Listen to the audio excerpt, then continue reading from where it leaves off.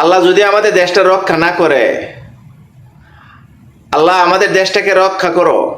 যেভাবে শুরু হচ্ছে, গত 2 দিন আগে নরসিংদী, গতকালকে সাভারে সকালের বেলা, আবার সন্ধ্যাবেলা ঢাকা। বাংলাদেশের যেভাবে ভূমিকম্পর অবস্থা, আমাদের দেশের যে পরিস্থিতি খুবই খারাপ, নগণ্য রাজুকের কার্যক্রম। পৃথিবীর উন্নত দেশের সাথে যদি তুলনা করি, আমাদের দেশের বিল্ডিংয়ের যে ফাউন্ডেশন, বহুতলা যে কার্যক্রমগুলা অনেক নিম্নমানের।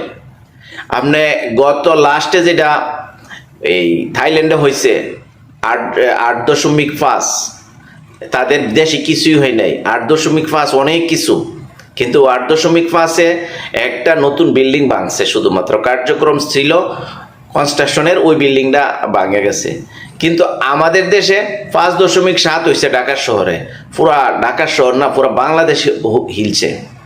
তো আমাদের দেশের যে অব্যবস্থাপনা, ঢাকা শহরে যে কোটি কোটি মানুষ, আল্লাহ যদি স্বয়ং রক্ষা না করে, 1, 2, 3 হয়ে গেছে নরসিংদী, সাভার, আবার ঢাকা শহরে। এইরকম যদি আমাদের দেশটা চলতে থাকে, আল্লাহ রক্ষা করার মতন কোনো কিছু নাই যদি আল্লাহ স্বয়ং হাতে না ধরে।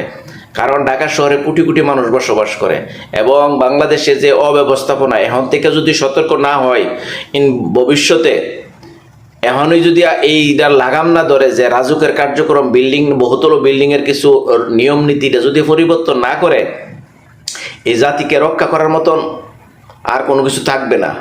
তা সব কিছুর মালিক আল্লাহ, তারপরেও আমরা উসিল্লা করতে হবে। আমাদের কার্যক্রমটা 2 নম্বরই বিল্ডিংয়ের কার্যক্রম, এগুলো সরকারিভাবে তদারকি করতে। বহু বিশ্বে যারা বহুতল বিল্ডিং করে, সরকারের কিছু নিয়ম মাফিক রুল রেগুলেশন থাকে, ওইগুলাতে মাইনা চললে তারা বিল্ডিংগুলো করে, ভূমিকম্প থেকে বাঁচতে পারে যেভাবে।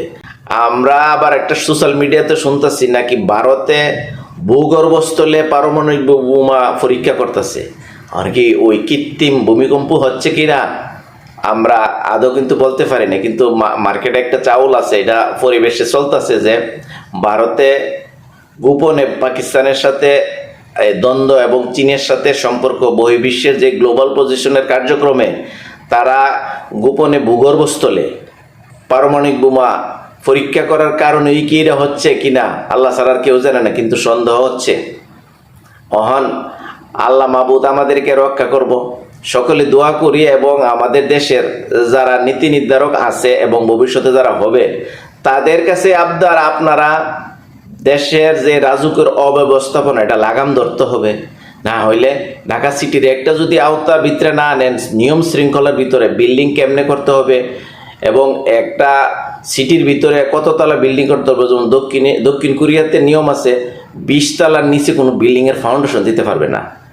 এবং অন্যান্য দেশে আছে মেইন সিটিগুলোতে শুধু 1 তলা 2 তলা বিল্ডিং করে না করা, এটা একটা নিয়ম করতে। মিনিমাম 20 তলা 30 তলার বিল্ডিং করলে, এবং বিল্ডিংটার কি কি হবে এগুলো যদি নিয়ম না দেয়, আমাদের দেশে ভূমিকম্প মুক্ত একটা গ্যারান্টি থাকে। ওইটা যদি না আসে আর এইসব কার্যক্রম না হইলে, আমরা খুবই একটা বিপদে পড়বো বাংলাদেশের এই জাতি। কিন্তু বাংলাদেশের মানুষ তারপরও দেখেন, ওই দিন শুধুমাত্র 5.7 হয়েছে, পুরো ঢাকা শহর হিলছে, সারা বাংলাদেশে হিলছে।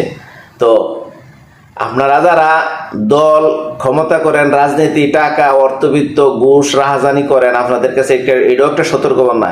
আল্লাহর তরফ থেকে এরকম গজবের একটা আভাস আছে, এই আভাসটা থেকে যদি আপনারা সতর্ক না হন, এগুলা দুর্ভিক্ষ এবং ভূমিকম্প, যত কিছু প্রাকৃতিক দুর্যোগ, এগুলো হইলো আল্লাহর একটা সতর্কবাণী। এটা যদি আমরা না বুঝি, আমরা যদি 5 ওয়াক্ত নামাজ না পড়ি, আল্লাহর রাসূলের কার্যক্রম থেকে যদি বাইরে যাই, তখন আমাদের মধ্যে এরকম দুর্ভিক্ষ, এমন অশান্তি আইতে থাকবে।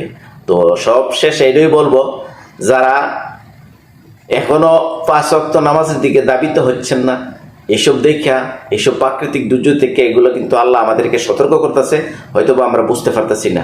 এই সতর্ক থেকে বাঁচি। আমরা মৃত্যু তো হবে একদিন, কিন্তু মৃত্যুর আগে আমাদের কিছু ভালো কাজ করে যাই, এটাই সকলের নিকট আবদার করব। 5 ওয়াক্ত নামাজ পড়বেন, দেশের জন্য কিছু যদি সম্ভব হয় করবেন, কিন্তু কারো ক্ষতি করবেন না। এই প্রত্যাশা রেখে শেষ করলাম। আসসালামু আলাইকুম।